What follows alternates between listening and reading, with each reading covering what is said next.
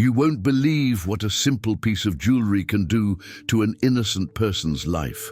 What I'm about to tell you will leave you outraged, moved, and completely surprised by the ending of this story. Sometimes the truth is right in front of us, but we're too blind to see it. Today, I'm going to share with you a story that forever changed the way I see people and the judgments we make without even realizing it. This is the story of Maria, a woman I met a few years ago who taught me one of the greatest lessons of my life about justice, prejudice, and how a young child can keep secrets that we adults would never imagine. Maria was 35 years old when this story unfolded. She was a black woman, a single mother of 2 young children who struggled every day to provide a dignified life for her children. She had worked as a cleaning lady for over 15 years, always with the same dedication and honesty her mother had taught her since childhood. "Daughter," her mother would say, "we may not have much money, but no one will ever take away our dignity." And Maria carried these words like a treasure in her heart. In all her years of work, she had never taken a single grain of sugar that wasn't her own from the houses where she worked. Her honesty was so well known in the neighborhood that employers fought among themselves to have her work in their homes. But life was hard. The money barely covered the rent for the small apartment where she lived with her children, and the bills seemed endless. Then came an opportunity that seemed like a gift from heaven. A wealthy family, living in one of the city's most upscale neighborhoods, was looking for a cleaning lady to work 3 days a week in their mansion. The salary offered was almost double what Maria earned in her other jobs. It was the chance she needed to finally breathe a little, maybe even buy those school supplies her children had been asking for. I remember perfectly the day Maria told me about this opportunity. Her eyes sparkled in a way I hadn't seen in a long time. "This is my chance," she said, with that shy smile she always had on her face. "Maybe I can even save up for the boys." The house sat on a tree-lined street, the kind that looks like something out of a movie. Tall gates, perfectly manicured gardens, imported cars parked in the driveway. When Maria rang the doorbell for the first time for the interview, she confessed that her heart was pounding so hard she was afraid someone might hear her. The door was opened by an elegant woman with perfectly styled blonde hair, wearing clothes that cost more than Maria earned in 3 months. Her name was Helena. She was around 40 years old, and she was married to a successful businessman named Roberto. The couple had a 4-year-old daughter, a small girl with curly hair and curious eyes named Sophia. Helena walked Maria through the house during the interview, and I can only imagine what was going through Maria's mind at that moment. The main living room had soaring ceilings with a marble staircase that seemed to reach the heavens. Expensive paintings adorned the walls, and every piece of furniture looked as if it had been hand-picked by a famous designer. The kitchen was larger than Maria's entire apartment. It boasted state-of-the-art appliances, a central granite island that gleamed like a mirror, and a wine cellar that housed wines worth more than many people's monthly salaries. Throughout the interview, little Sophia watched Maria from afar with that curiosity typical of children. She was a sweet girl who seemed to have everything in life, but with a certain sadness in her eyes that only very lonely children have. Her parents worked hard and traveled frequently, and Sophia spent most of her time with a nanny or alone in her room full of expensive toys. Helena explained to Maria what her duties would be: general cleaning of the house 3 times a week, organizing the rooms, and taking special care of the valuables scattered throughout the mansion. And there were many valuables: crystal, porcelain, works of art, jewelry casually left on vanities and dresses. "I need someone I can trust completely," Helena said, looking Maria directly in the eyes. "This house holds many precious things, not only in material value, but also sentimental. Some pieces are family heirlooms that are priceless." Maria nodded seriously. She understood the responsibility being placed in her hands. "You can trust me," she replied firmly. "I've never had any problems with any employer. I can give you references." And Maria's references were impeccable. All her former employers spoke of her as if she were a daughter. One of them even cried when Helena called, asking about Maria, saying she'd only stopped working with her because she'd moved to another city. Helena was impressed. It was rare to find someone with such positive references. She decided to hire Maria on the spot, stipulating that she would start the following Monday. When Maria left that house, she could hardly believe it. She had landed her dream job. She could finally provide a better life for her children. Maybe she could even enroll her oldest in those soccer lessons he'd been waiting for. The weekend before starting, Maria washed and ironed her best work clothes. She packed a special lunch and organized everything she needed to bring. She wanted to make the best impression possible. This opportunity couldn't be missed. On the first Monday, Maria arrived promptly at 7 in the morning. Helena greeted her in the kitchen, offered her coffee, and explained the household routine in detail. Roberto had already left for work, and Sofia was still asleep in her room. The house had a different atmosphere during the day than at night. Natural light streaming in through the enormous windows revealed every detail of the luxurious decor. Maria began her work in the main living room, secretly admiring every object, every piece of furniture, every painting. It was a completely different world from the one she knew. A world where people didn't care about the price of the electric bill, where cupboards were always full of food, where children had enough toys for an entire store. But Maria wasn't envious. She was grateful to be there, to have the opportunity to work in such a beautiful environment, to be able to contribute to keeping that house organized and clean. During the first few days, Maria established a routine. She arrived early, greeted Helena politely, and always started her work in the main living room, then went upstairs to the bedrooms, organized the kitchen, and finished with the bathrooms. Everything was done with the same care and dedication she put into everything else in life. Little Sofia soon grew accustomed to Maria's presence. At first, she just watched from afar, but gradually she grew closer. Maria had a special way with children, perhaps because she was a mother, perhaps because she had that naturally loving heart. Aunt Maria, Sofia called her, even though Maria had explained that she didn't need to call her aunt. But the girl insisted, and Maria secretly loved it. Sometimes Sofia would follow her around the house, asking 1,000 questions, telling her about her toys, about the places she'd traveled with her parents. Helena seemed to enjoy the interaction between Maria and Sofia. "It's good for her to have someone to talk to," she once commented. "We travel a lot for work, and sometimes I worry about her feeling lonely." Maria realized that despite all the material wealth, there was an emotional deficiency in the family. Roberto worked Monday to Monday. Helena was always at social gatherings and charity events, and Sofia grew up surrounded by luxury, but with little genuine affection. This brought Maria even closer to the girl. She began telling stories as she worked, stories her own grandmother had told her when she was little. Sofia sat mesmerized on the living room floor, listening intently to every word. They were simple stories about forest animals, about brave princesses, about children discovering hidden treasures, but Sofia received them as if they were the most wonderful tales in the world. Perhaps because they came from the heart. Perhaps because Maria told them with that genuine love that only mothers know how to give. The first 2 weeks passed like a dream. Maria was adapting perfectly to the household routine. Helena was satisfied with her work, and Sofia already considered her part of the family. Everything seemed to be going perfectly. It was a Wednesday morning, sunny as any other, when Maria arrived for another day of work. She greeted Helena, who was drinking coffee in the kitchen, and went straight to the main room as she always did. But that day, something was different in the air.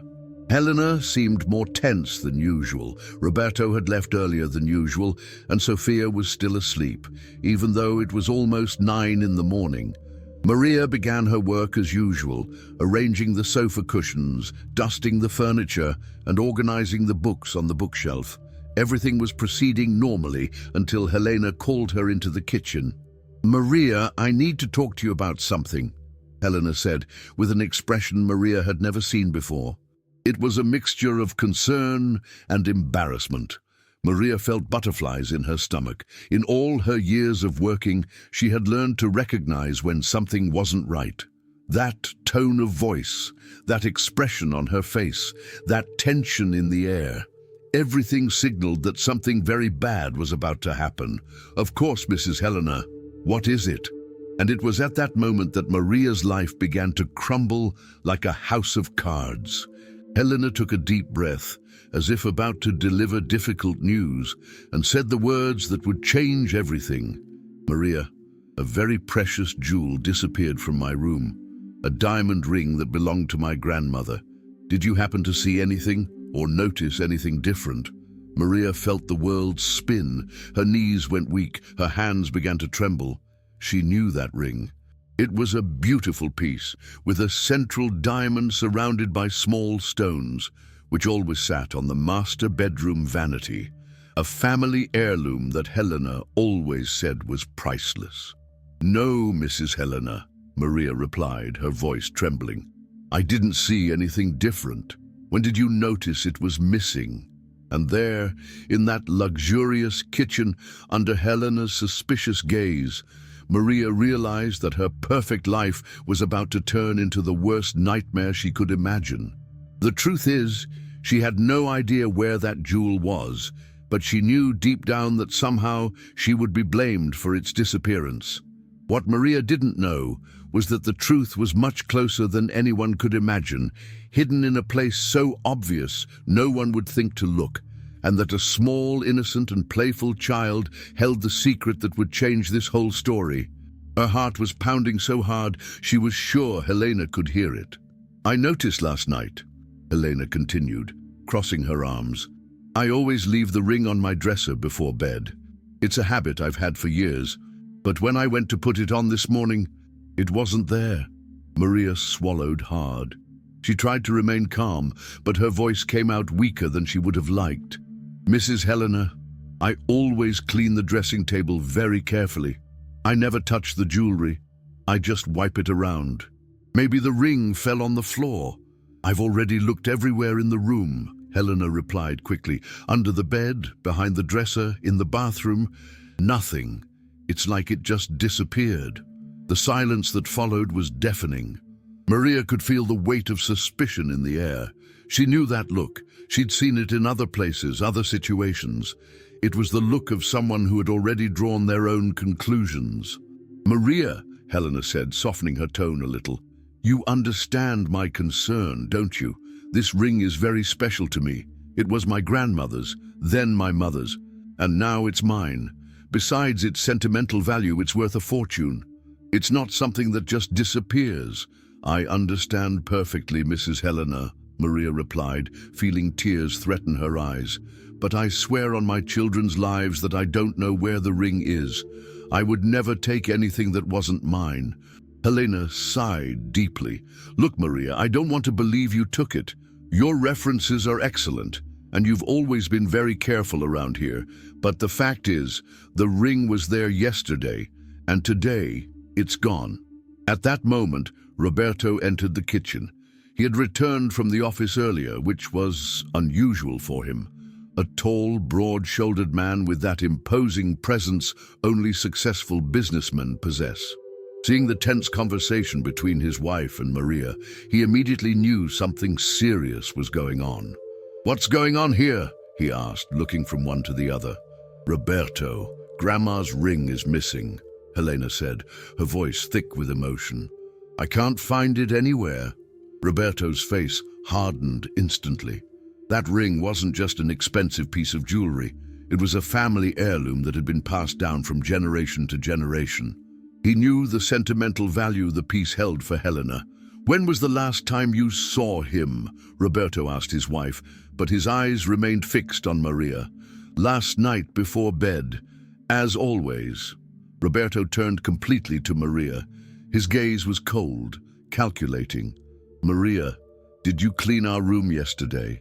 "Yes, Mr. Roberto, as I always do on Tuesdays," Maria replied, trying to maintain her dignity despite the tremor in her voice. "And you didn't see anything different? Nothing out of place?" "No, sir." I cleaned everything normally. The ring was on the dressing table as usual. I just wiped it around without touching anything. Roberto exchanged a meaningful look with Helena. It was the kind of look couples share when they're thinking the same thing without needing to say a word.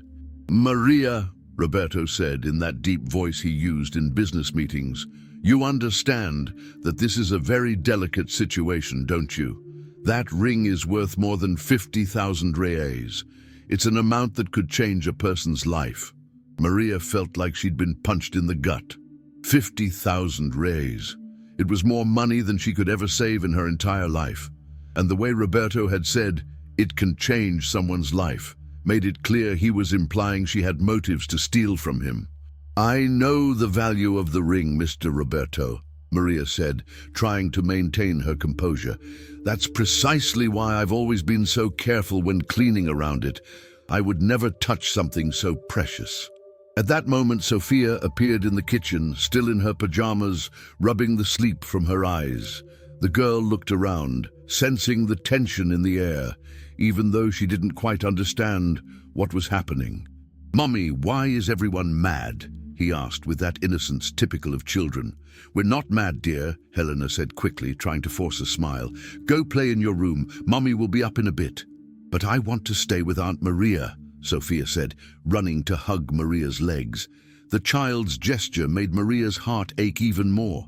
Sophia genuinely loved her, trusted her, and now Maria was being accused of being a thief in the very house where she worked. "Sophia, go to your room now," Roberto said firmly. "The adults need to talk." The girl pouted, but obeyed her father, not without first giving Maria a little kiss on the hand. "Will you tell me a story later?" she asked with those hopeful eyes. Maria could barely manage to reply, "Of course, princess." When Sophia left, the atmosphere grew even more tense. Roberto approached Maria, and she could smell his expensive perfume, mixed with the scent of stress and distrust. "Maria, I'll be straight with you," he said. "That ring couldn't have just disappeared. Someone took it, and you're the only person who's been in our room these past few days." "Mr. Roberto, I swear—" "Let me finish," Roberto interrupted her. "I don't want to believe it was you, I really don't. But the facts are the facts. The ring was there, you cleaned the room, and now it's gone." Maria felt her legs weaken. It was as if she were in a nightmare she couldn't wake up from. "But I didn't catch anything. Please, you have to believe me." Helena approached, and for the first time since the conversation began, her expression showed a hint of compassion. "Maria, look, if you took the ring for some reason, if you're going through financial difficulties, we can talk. We can find a solution." "I didn't take anything," Maria exclaimed, feeling tears finally stream down her face. "I'm not a thief, never was. My mother taught me that our dignity is worth more than any money." Roberto shook his head as if disappointed. "Maria, we want to give you a chance. Here's what we'll do. You have until the end of the day to return the ring. If he shows up, we'll forget about this and carry on as normal." "But I don't know where he is," Maria cried, desperate. "Then we'll have to take other measures," Roberto said coldly. "I really didn't want to get to this point, but I can't let it go. I'll give you a few more hours to think it over. Maybe your memory will improve." Maria knew there was no point in continuing to protest her innocence. She could see in the couple's eyes that they had already decided she was guilty. The only thing that mattered now was finding a way to prove her innocence. "Can I look for the ring with you?" she asked, trying one last trick. "Maybe if we look together." "We've already looked in all the obvious places," Helena said. "But if you want to try—" And so began the most humiliating search of Maria's life. They searched every corner of the master bedroom. They looked under the bed, behind the furniture, inside the closets. They checked the bathroom, the closet, even the drawers where they kept their underwear. Maria participated in the search with the desperation of someone who knows that her reputation, her job, and perhaps even her freedom depend on finding that object. But the ring simply wasn't there. "Let's check the other rooms," Roberto suggested. Maybe it fell somewhere when it was transported. They went downstairs to the main living room. They searched every sofa cushion, looked under every piece of furniture, checked the rugs, the curtains, the potted plants. Nothing.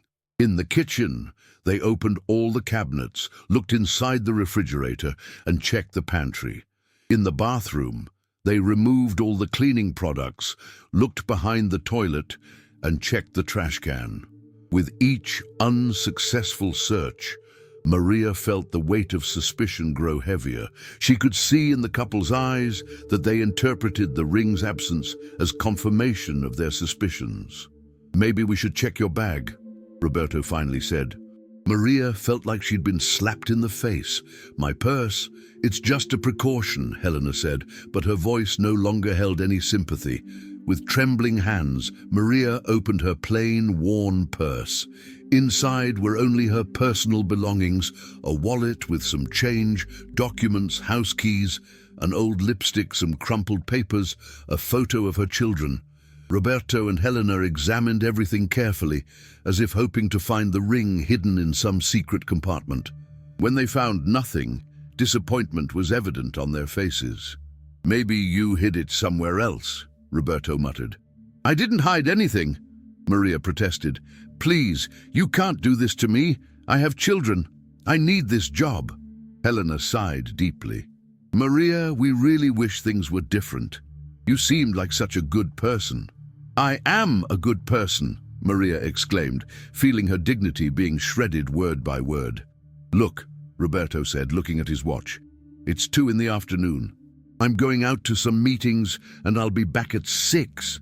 If the ring hasn't turned up by then, I'll have to take other measures." "What kind of measurements?" Maria asked, although she already knew the answer. "I'm going to have to call the police," Roberto said bluntly. "That ring is too valuable to just let it go." Maria felt the world crash down on her. Police, theft charges, criminal record, the end of her reputation, her job, her life as she knew it. "Please don't," she begged. "I have 2 small children. If you call the police, my life will be over. No one will want to hire me anymore." "So you know where the ring is?" Roberto asked, like a lawyer trying to extract a confession. "I don't know," Maria screamed, completely losing control. "I swear to God, I don't know where that jewel is." The scream echoed throughout the house. Sophia appeared at the top of the stairs, startled by the noise. "Mommy, why is Aunt Maria crying?" "Go to your room, Sophia," Helena shouted, more upset than she intended. The girl ran down and hugged Maria by the legs. "Don't cry, Aunt Maria. Do you want to play with me?" Maria knelt down and hugged Sophia tightly, as if the child were her last refuge in a world that had turned against her. "I can't now, Princess," she whispered. "Auntie is in a very big problem." "What kind of problem?" Sophia asked, with that innocent curiosity of children. "Sophia, come here now," Roberto ordered. But the girl ignored her father and continued to hug Maria. "Did you lose something? I can help you look for it." For a moment, a spark of hope shone in Maria's heart. "Did you see anything different in the house, Princess? Anything shiny?" "Sophia, get out of there now!" Helena shouted, losing her patience. The girl finally let go of Maria and ran into her mother's arms, frightened by the altered tone of all the adults. Roberto looked at Maria with an expression that mixed disappointment and coldness. "4 hours, Maria. You have 4 hours to find the ring or give me a convincing explanation of its whereabouts." Maria nodded, knowing she had no choice. But deep down, she knew that no matter how many hours she had no idea where that damn jewel was. What she didn't know was that the answer was much closer than anyone could have imagined, and that a small, innocent, and frightened child held the key to this entire situation. But to discover the truth, everyone would have to endure much more suffering and humiliation. Stay with me until the end of this story, because what lies ahead will surprise each and every one of you. The truth sometimes hides in the most obvious places, waiting for someone with eyes clear enough to see it. And you won't believe what really happened when it all finally came to light. The 4 hours Roberto had given Maria were the longest and most torturous of her life. After he left for his meetings, Helena stayed home, but the atmosphere was absolutely unbearable. Every look was suspicious, every silence deafening. Maria tried to keep working, but her hands were shaking so badly that she knocked over a small vase across the room. Luckily, it didn't break, but the noise immediately brought Helena to her feet, as if hoping to catch her red-handed in another crime. "Sorry, Mrs. Helena," Maria murmured, putting the vase back in its place. "My hands are nervous." Helena didn't answer. She just watched her with those X-ray eyes, trying to penetrate her soul and find the confession she so desperately wanted to hear. The phone rang several times throughout the afternoon. Maria could hear Helena talking quietly to someone, probably Roberto or perhaps other family members, telling them about the incident. Each conversation made Maria's stomach tighten. "Yes, Mom," she heard Helena say into the phone. "I know you always said not to trust too much. I should have listened to you from the beginning." Maria felt as if each word were a stab in the back. She knew her reputation was being destroyed not only in this house, but likely throughout the family's social circle. Rich as they were, Helena and Roberto certainly had influence, and an accusation like this would spread like wildfire. At 4 in the afternoon, Maria couldn't take it anymore. She approached Helena, who was in the living room playing with her cell phone. "Mrs. Helena," she said in a broken voice, "may I call my old employers? They can confirm that I have never in my entire life picked up a pin that wasn't mine." Helena looked up from her phone. "Maria, this won't change the facts. The ring was here. You were the only person who entered our room, and now it's gone." "But I wasn't the only one," Maria said, trying one last trick. "Sophia comes into your room, and the nanny also comes in to tidy her clothes when she sleeps with you." "Are you suggesting that my 4-year-old daughter stole the ring?" Helena asked, her tone indignant. "No, I'm not suggesting that. I'm just saying that other people also had access to the room." "The nanny has worked with us for 5 years," Helena said coldly, "and Sophia is my daughter. Do you really think I'll suspect them before I suspect you?" Maria realized she was digging herself an even deeper hole. Anything she said would be interpreted as a desperate attempt to deflect blame.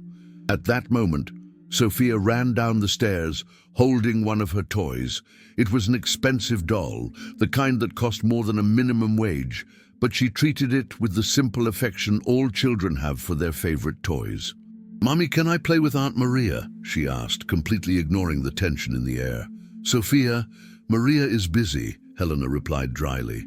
"But she looks sad," Sophia insisted, with that keen perception that young children have. "I can tell her a joke to make her laugh." Maria knelt down to the girl's level, her heart sinking. How could she explain to a 4-year-old that her parents believed she was a thief? "Thank you, Princess," she said, trying to force a smile. "But Aunt has a big problem right now." "What's wrong?" Sophia asked, her eyes wide and curious. "Sophia, go play in your room," Helena intervened. "But I want to help Aunt Maria," the girl protested. "You can't help it," Helena said, taking Sophia's hand. "Come on, let's go upstairs." "But I can help," Sophia insisted, pulling away from her mother's hand. "I always find lost things. Just yesterday I found the remote control that Daddy couldn't find." Maria felt a small spark of hope. "Where did you find the remote, Princess?" "I was under the cushions of the living room sofa," Sophia said proudly. "Sometimes things fall into places we don't think to look." "Sophia, enough," Helena said, with a harshness in her voice that frightened the girl herself. "Go up to your room now." Sophia started to cry, startled by her mother's tone. "But I just wanted to help." Maria hugged the little girl. "Don't cry, Princess.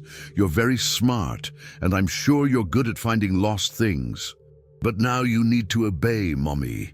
Sophia nodded, tears still in her eyes, and walked slowly up the stairs, looking back as if she wanted to say something more. When the girl left, Helena turned to Maria with an even harder expression. "Don't try to use my daughter to get out of this situation." "I wasn't trying to use her," Maria protested. "She just wanted to help. She's a child. She doesn't know what she's saying." At 5:30 in the afternoon, Roberto arrived home. Maria could hear the car in the garage, and her heart raced. The ultimatum was about to end, and she had nothing to show for it. Roberto entered through the kitchen door, as he always did. He looked directly at Maria, who was sitting at the table, her eyes red from crying. "So?" he asked without preamble. "I didn't find the ring," Maria said in a barely audible voice, "but I swear I don't know where it is." Roberto sighed deeply, like a man disappointed but not surprised. "Maria, I really hoped you would be honest with me." "I'm being honest," she exclaimed. "I didn't get that jewel." "So explain to me how a ring that was on the dressing table yesterday just disappeared today," Roberto said, crossing his arms. "I don't know," Maria cried desperately. "Maybe someone broke into the house. Maybe it fell somewhere you didn't look. I don't know, but I didn't pick it up." Roberto shook his head. "Maria, I'll be honest with you.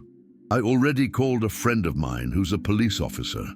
I explained the situation, and he said cases like this are more common than we think. People who seem trustworthy, but who seize the opportunity when it presents itself." Maria felt like she'd been punched in the stomach. "Have you called the police yet?" "Not yet," Roberto replied. "But he said if the ring doesn't show up by tomorrow morning, I can file a police report." "Mr. Roberto, please," Maria begged, falling to her knees on the kitchen floor. "I have 2 small children. If you report me, my life will be over. No one will give me work anymore. My children will go hungry." Roberto looked at her with a mixture of pity and firmness. "Maria, if you really didn't take the ring, then you have nothing to worry about. Justice is fair." "But it's not!" Maria cried, still on her knees. "You know how it is, a poor black woman, a cleaning lady, accused of stealing from her rich boss. Who's going to believe me?" Helena, who had remained silent until then, spoke up. "Maria, if you tell us where the ring is, we can talk. We can find a way to resolve this without involving the police." "But I don't know where he is," Maria screamed, completely losing control. "How many times do I have to repeat this?" At that moment, Sophia ran down the stairs, frightened by the screams. "Why is everyone screaming?" "Sophia, go back to your room," Roberto ordered, but the little girl ran straight to Maria, who was still kneeling on the floor, and hugged her. "Don't yell at Aunt Maria," she said to her father, with that innocent courage of children. "Sophia, get away from her," Helena said, trying to pull her daughter away. "No!" Sophia resisted. "Aunt Maria didn't do anything wrong. She's good." "How do you know?" Roberto asked his daughter, bending down to her level. "Because she tells me beautiful stories, and never yells at me, and always treats me with affection," Sophia said, holding Maria's hand tightly. Maria began to cry even harder, touched by the child's innocent defense. "Sophia, adults sometimes do wrong things, even though they're good most of the time," Helena tried to explain. "But Aunt Maria didn't do anything wrong," Sophia insisted. "I know."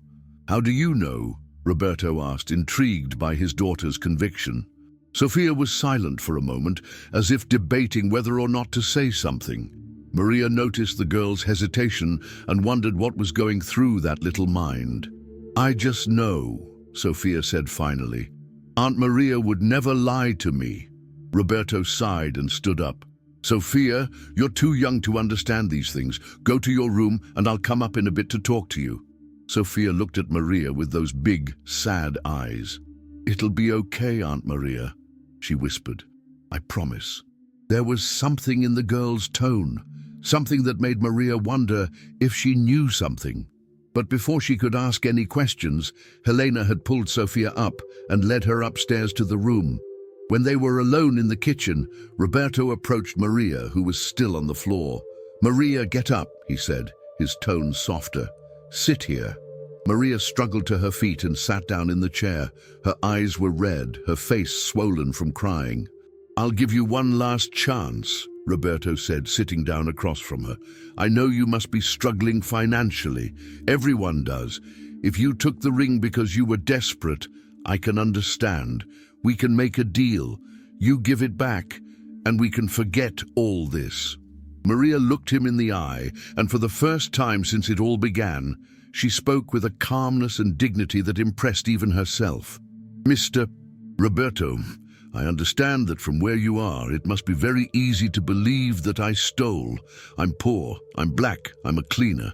In your mind, people like me are always suspect. But I'll tell you one thing. I'd rather go hungry with my children than steal a penny from anyone.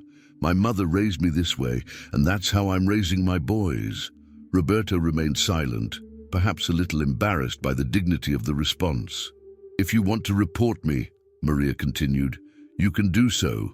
But know that you will be destroying an innocent person's life, and one day, when the truth comes out, and it always does, you will have to live with that on your conscience." At that moment, Helena came downstairs. "Roberto, I need to talk to you," she said, with a strange expression on her face. "What it was? It's about Sophia. She's saying some strange things up there." "What kind of things?" Helena looked at Maria hesitantly. "She's saying she knows where all the lost things in the house are." Roberto frowned. "What do you mean?" "She said she sometimes borrows things to play with and forgets where she left them." A light of hope shone in Maria's eyes. "Do you think she might have—" "A 4-year-old wouldn't be able to get the ring off the dresser," Roberto said quickly. "She's too small." "But she managed to get the remote," Maria recalled. "She said so herself." Helena and Roberto exchanged glances. For the first time since everything had begun, there was a shadow of doubt in their certainty. "Let's go up and talk to her," Helena said. "Can I come along?" Maria asked. "No," Roberto said immediately. "This is a family matter." Maria stood alone in the kitchen, her heart racing. For the first time in hours, she felt a small spark of hope. What if Sophia really knew something? What if the answer to this whole nightmare lay in the innocent mind of a 4-year-old? She could hear voices coming from upstairs, but she couldn't make out the words. What were they asking Sophia? And more importantly, what was she saying in response? My friends, you have no idea what's about to happen. Sometimes the truth is hidden in the most unlikely places, guarded by people we never imagined. Sophia, with her childlike innocence, was about to reveal something that would completely change this whole story. But before the truth came out, Maria would still have to endure a few more hours of agony. And you, who have followed me this far, need to stay until the end to find out what really happened in that house. Comment below what you think will happen. Do you think Sophia knows where the ring is? Or is Maria really guilty?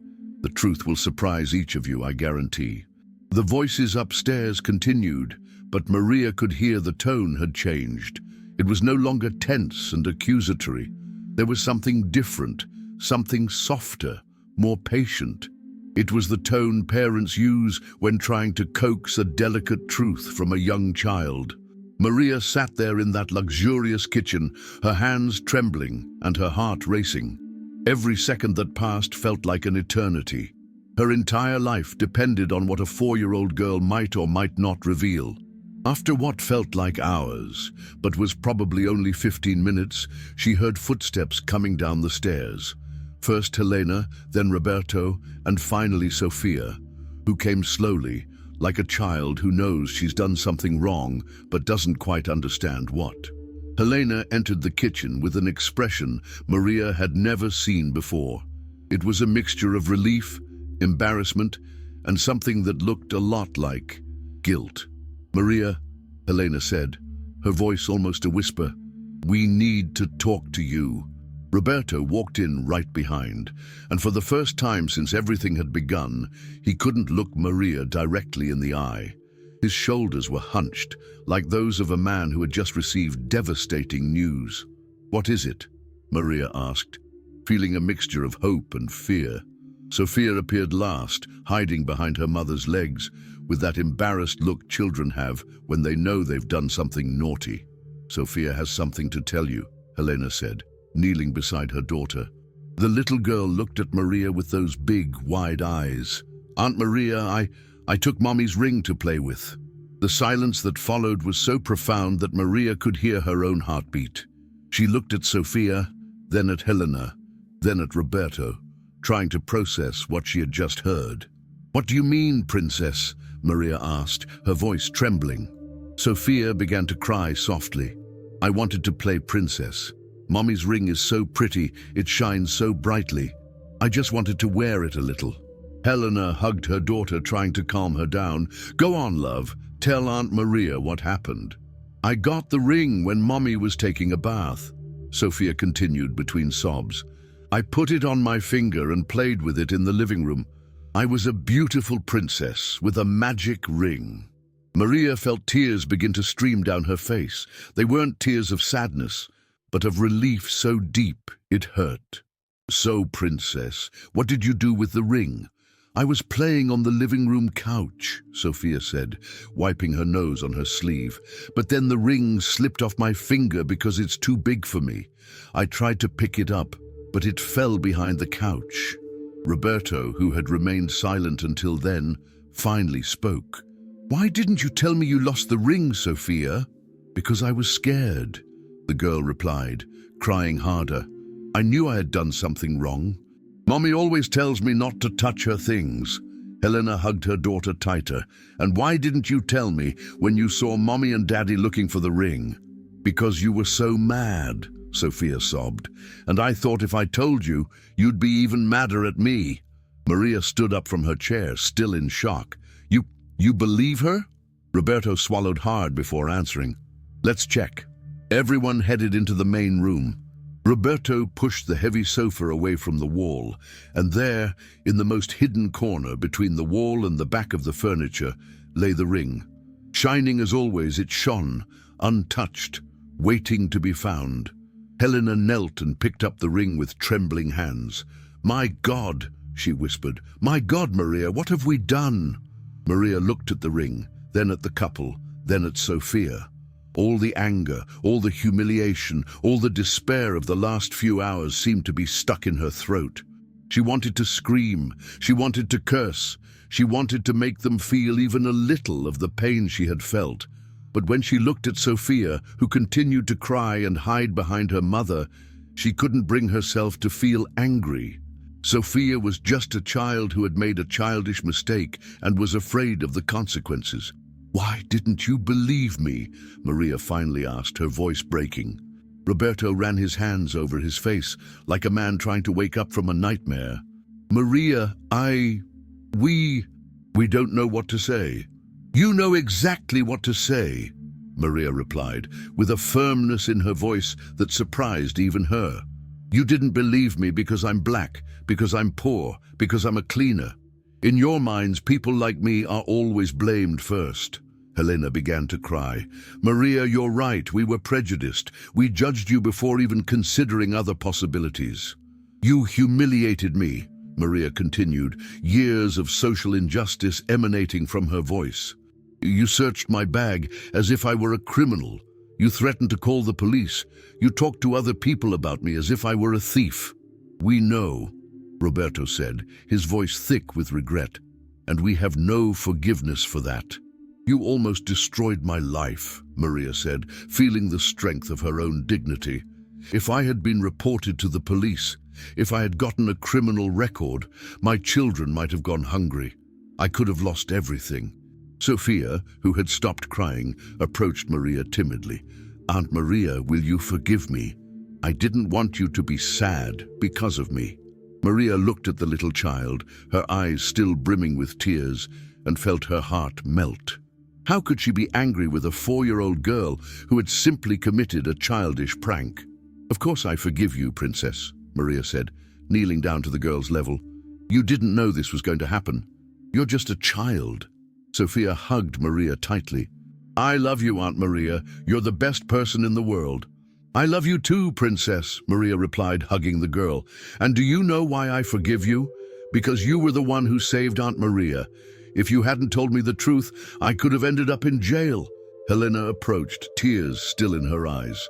"Maria, how can we make this right? How can we show how sorry we are?" Maria stood up, still holding Sophia's hand. She looked at Helena, then at Roberto, and for the first time since everything had begun, she saw fallible human beings instead of all-powerful bosses. You can start by reflecting on what happened here, she said. Think about how many people go through this every day. How many Marias are wrongly accused just because they're poor, just because they're black, just because they're different from you? Roberto nodded. You're absolutely right. We acted out of prejudices we didn't even know we had. And you know what's worse? Maria continued. You're not even bad people, I know that. You treat your employees well, you're kind to Sophia, you do charity work. But even so, when times were tough, you judged me by my race and my social status. Helena sobbed harder. Maria, we don't know how to apologize for this. Forgiveness is not something you ask for, Maria said, with wisdom born of years of struggle and suffering. Forgiveness is something you earn. Do you want my forgiveness? Then learn from this. Never again judge a person by their appearance or social status. Sophia, who had been listening to the adults' conversation without fully understanding, tugged on Maria's skirt. Aunt Maria, are you still going to work here? Are you still going to tell me stories? Maria looked at the girl, then at her parents. It was a difficult question. How could she continue working for people who had so deeply doubted her honesty? I don't know, Princess, she answered honestly. Auntie needs to think about it. Please, Roberto said, stepping closer. Maria, I know we don't deserve it, but we'd like you to stay. Not just because you're an excellent employee, but because we want the chance to show you that we can be better people. And I promise, I'll teach Sophia never to touch my things without permission, Helena added. And most importantly, I'll teach her never to judge people by their appearance. Maria was silent for a long moment. Part of her wanted to leave, maintain her dignity, never again set foot in that house where she had been humiliated. But another part, the part that had always believed in people's ability to change, made her hesitate. I'll continue, she said finally, but on one condition. Which one? Roberto asked immediately. I want a raise, Maria said, with a firmness that surprised even herself. Not because of what happened today, but because I deserve it. I'm an excellent employee. I have great references, and I take care of this house as if it were my own. Roberto smiled, the first genuine smile Maria had seen on his face all day. Of course, you deserve much more than we were paying, and I want you to donate some money to an organization that helps women in vulnerable situations, Maria continued. Because there are many Marias out there who aren't lucky enough to have a Sophia to tell them the truth. Helena nodded vigorously. We will. Do you know of any specific institution? I know several, Maria replied, and I also want Sophia to spend a day with me at my house once a month, playing with my children, so she can understand that there are different types of families, different ways of living. Sophia clapped her hands excitedly. Can I meet Aunt Maria's children? Yes, you can, Princess, Maria said, smiling for the first time that day. You'll like them. Roberto approached Maria with a serious expression. Maria, I want you to know that what happened here today changed something in me. I've always considered myself a fair, unprejudiced person. Finding out I was wrong was devastating. Everyone has prejudices, Maria said. The difference is between those who admit it and try to change, and those who deny it and continue to harm others. Helena wiped away her tears and approached as well. Maria, you are a much stronger and wiser person than I am. I hope we can learn from you. You can learn from anyone, Maria replied. You just need to have the humility to listen and the heart to feel. Sophia, who had been quiet during this more serious part of the conversation, tugged on Maria's skirt again. Aunt Maria, now can you tell me a story? A happy story? Maria looked around the room, the same room where she had been accused, humiliated, and nearly destroyed just hours earlier. Now she saw the room differently, not as a place of humiliation, but as a place where truth had triumphed, where prejudices had been exposed and acknowledged, where a family had learned a valuable lesson. Of course, Princess, she said, sitting on the sofa, the same sofa behind which the ring had been hidden for so many hours. I'll tell you the story of a brave girl who helped save an innocent woman. Is that girl me? Sophia asked, her eyes shining. That girl is you, Maria confirmed, opening her arms for the child to cuddle. "And do you know why you're a hero? Because you had the courage to tell the truth, even though you were scared." Roberto and Helena sat down too, one on each side of the sofa, and for the first time since Maria had started working in that house, she felt that she was truly being seen as a complete human being with feelings, dignity, and value. "Once upon a time, there was a very smart little girl who liked to play princess," Maria began, with Sophia in her arms and her parents paying attention as if they were children too. "One day, she borrowed a magic ring and lost it behind an enchanted sofa. And there, in that luxurious room, a story of prejudice, injustice, and suffering became a story of redemption, learning, and above all, truth. The truth that a 4-year-old child had kept in her heart until she had the courage to set it free. Sometimes, my friends, salvation comes from the most unexpected places. Sometimes, it's the smallest among us who hold the greatest truths. And sometimes it takes nearly losing everything for the people around us to discover who we truly are." Maria had endured the worst day of her life, but she had also discovered a strength within herself that she never knew existed. And a family had learned a lesson they would carry with them for the rest of their lives. Never judge a person by their appearance, their social status, or any other prejudice you may have. The truth always comes out. Always. It may take hours, days, years, but it always comes out. And when it does, it has the power to change everything. When I finish telling this story, I always find myself thinking about how a simple ring can reveal so much about human nature, how a small object can expose deep prejudices, destroy lives in a matter of hours, and at the same time serve as a life-changing lesson for an entire family. 2 years have passed since that terrible and revealing day in Helena and Roberto's house, and I can assure you that the changes that have occurred since then are as impressive as the story I just told. Maria continued working in the house, but now with a salary worthy of the excellent work she had always done. More than that, she practically became part of the family. Not in the paternalistic sense that many wealthy families like to use with their employees, but genuinely. Helena and Roberto learned to respect her as a complete human being, with opinions, dreams, and a life wisdom they could never have imagined. Sophia, now 6, began visiting Maria's house once a month, exactly as agreed that day, and these visits have become some of the most precious moments of her life. She plays with Maria's children, eats simple home-cooked food, sleeps in a single bed, and learns that happiness has nothing to do with the size of the house or the price of toys. "Aunt Maria," she once said after spending a weekend in the simple but loving house where Maria lives with her children, "why does the food at your house taste different from ours?" "What does she taste like, Princess?" Maria asked. "It tastes like affection," Sophia replied, with that deep simplicity of children. And it's true. The food at Maria's house tastes like love. It tastes like a mother waking up early to make breakfast for her children before heading off to work. It tastes like love that can't be bought anywhere. Helena told me that her daughter's words made her cry for days.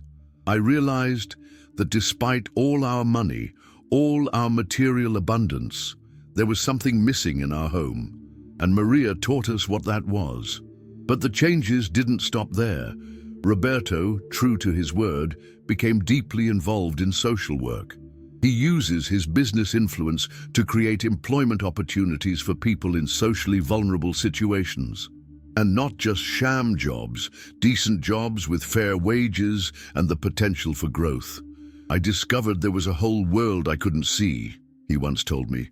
"Maria opened my eyes to a reality that had always been there, but that I chose to ignore."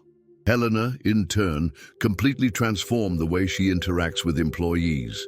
She learned the names of all the employees in the places she frequents, asked about their families, and treated each person with the respect any human being deserves.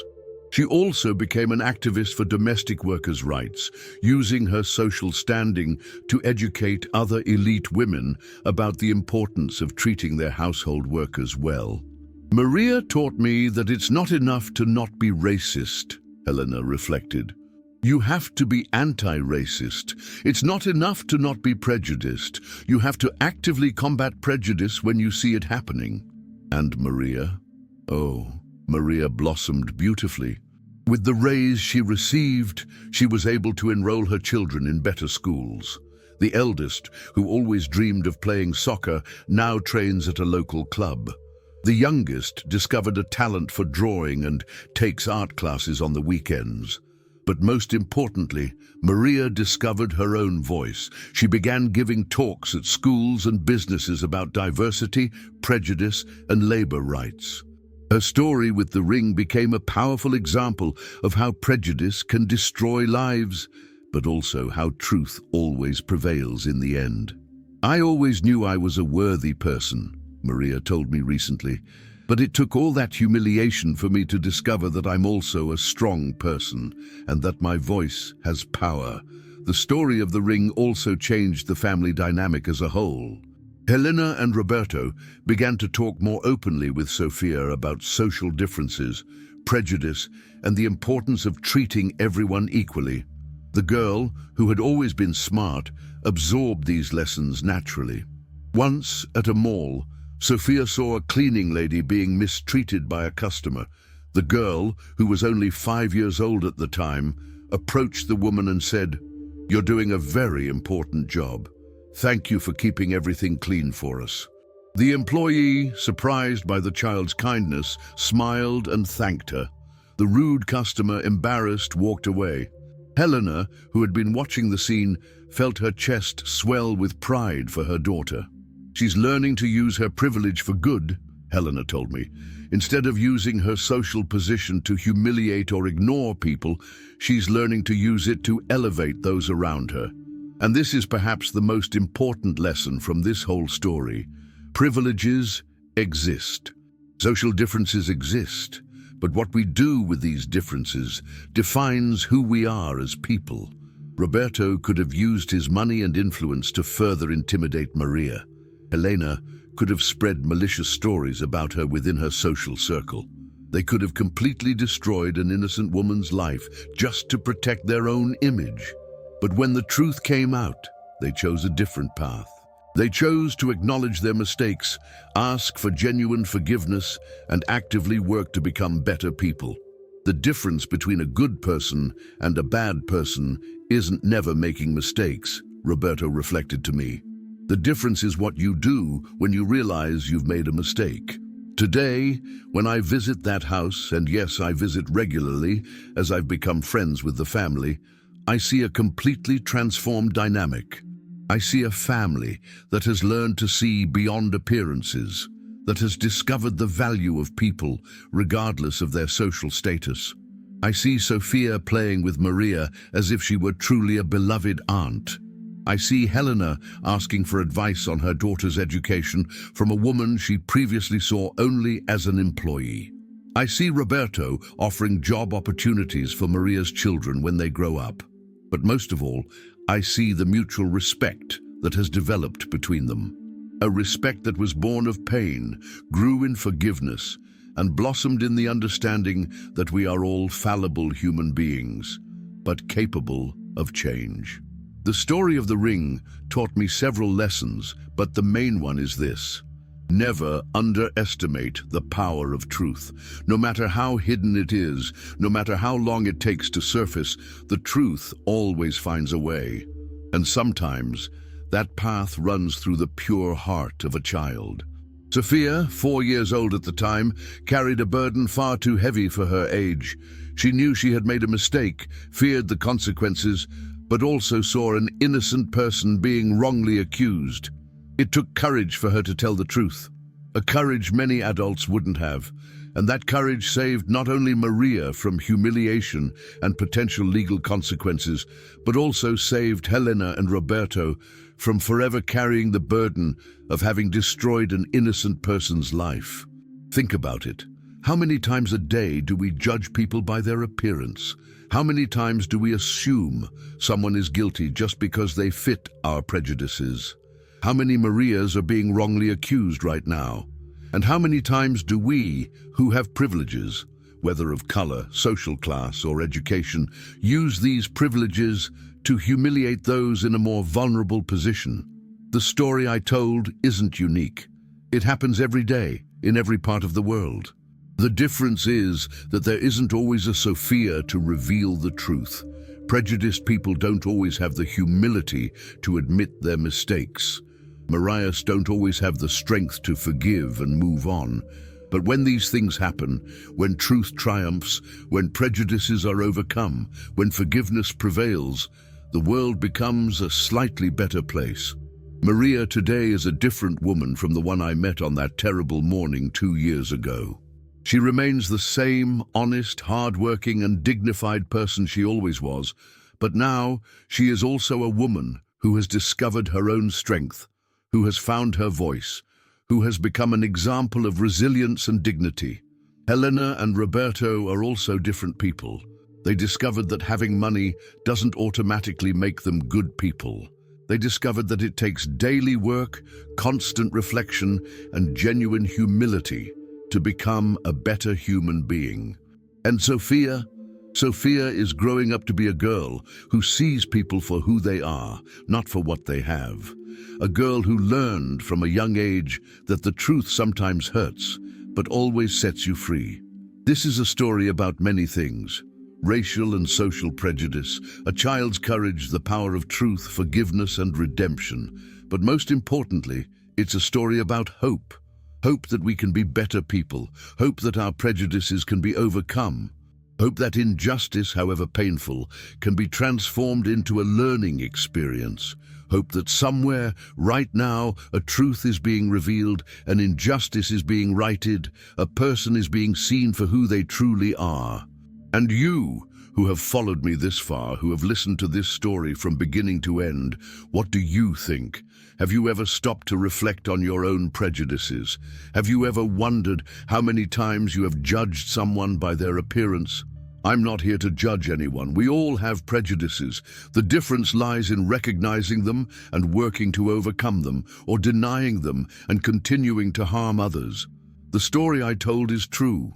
The names have been changed to protect the privacy of those involved, but the events unfolded exactly as I described them. And it forever changed the way I see the world. I hope it touched you as much as it touched me. I hope you were moved by the injustice Maria suffered, that you felt anger at Helena and Roberto's prejudice, that you were relieved by Sophia's revelation. But most of all, I hope you identified with some aspect of the story. Whether it was Maria's struggle for dignity, the sincere mistake of a family that learned to be better, or a child's courage in telling the truth. Because at the end of the day, we're all a little bit of each character in this story. We've all been wronged at some point. We've all acted with prejudice at some point, and all of us, in our innocence, have harbored truths that could change everything. The question is, what do we do with these experiences? Do we let them make us bitter and prejudiced, or do we use them to grow, learn, and become better human beings? Did you enjoy the story I told today? It was a moving journey, wasn't it? From Maria's initial despair to Sophia's final revelation, through all the pain, injustice, but also redemption and learning. Let us know what you think in the comments. Do you believe people can truly change like Helena and Roberto did? Or do you think once a prejudiced person, always a prejudiced person? And if you have your own stories of prejudice, whether as a victim or someone who has acted prejudiced, please share them too. Sometimes it's by sharing our experiences that we help others reflect on theirs. If this story touched you in any way, if it made you reflect on your own prejudices, if it moved or inspired you, don't forget to subscribe to the channel. I bring stories like this regularly, real, moving stories that make us think about life and how we can be better people.